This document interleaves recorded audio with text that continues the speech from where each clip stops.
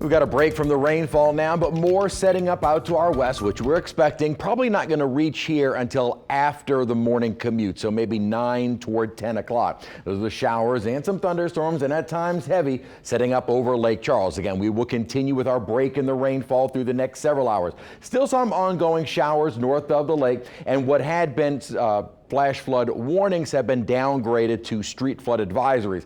Conditions are not worsening, but still prolonged just to give some time and more time for all of those areas to clear out. Now, we will get that break through the overnight and then another round during the day tomorrow, but the setup tomorrow is going to be completely different. Still some street flood advisories in the areas that had seen some of the highest rainfall totals, and these not really adding to the problems. What's going to add to the problem are the storms that are moving through during the day tomorrow. Now, the storms I don't think are going to be nearly as heavy, and we're not going to see those storms sit. But with the ground now completely saturated in most locations, it will not take much to see some quick flash flooding. Most of our storms south of the lake really have not been the metro area uneventful, and what had been fairly active in the bayou parishes and down toward the coast, that too is winding down. So then we'll be watching for our line of storms that move in probably after 9 o'clock or so. Now, this will be a fairly solid line of storms rolling on through. The model actually kind of breaking it apart as it moves into southeast Louisiana, and there will be a few pockets of some heavier downpours.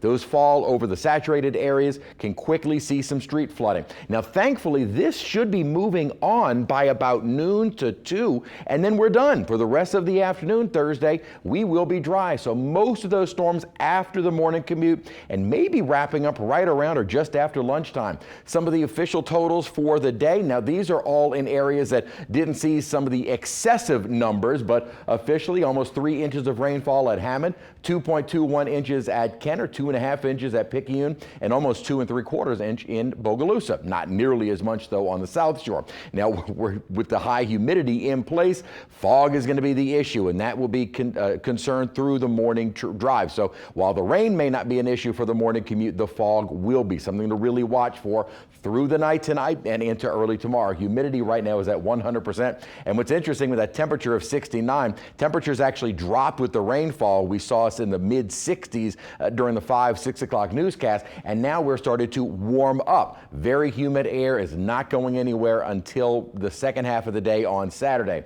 Several more upper disturbances, which have been helping to trigger these showers and storms. We'll get another round during the day tomorrow. Another upper trough deepens. That'll bring us our rain chance Friday, and then again on Saturday before this system finally clears out, and we will see a drier and cooler pattern for the second half of the day Saturday and on into Sunday. So the break from the rainfall continues through the night tonight. More rain that's setting up over southwest Louisiana will be moving in early tomorrow morning. Those should be fairly fast moving. Now, had we not gotten the excessive rainfall totals of the day today, this may be a lower threat for flooding, but because the ground is saturated, again, it won't take much to see some street flooding. We'll see some more showers on Friday and Saturday. Still that higher chance for some street flooding on Friday, although I don't think our rain coverage is going to be as extensive and not as intense of a rain expected on Saturday. Temperatures drop for the second half of the day Saturday. Saturday evening parades look fine. Friday evening parades, kind of a question.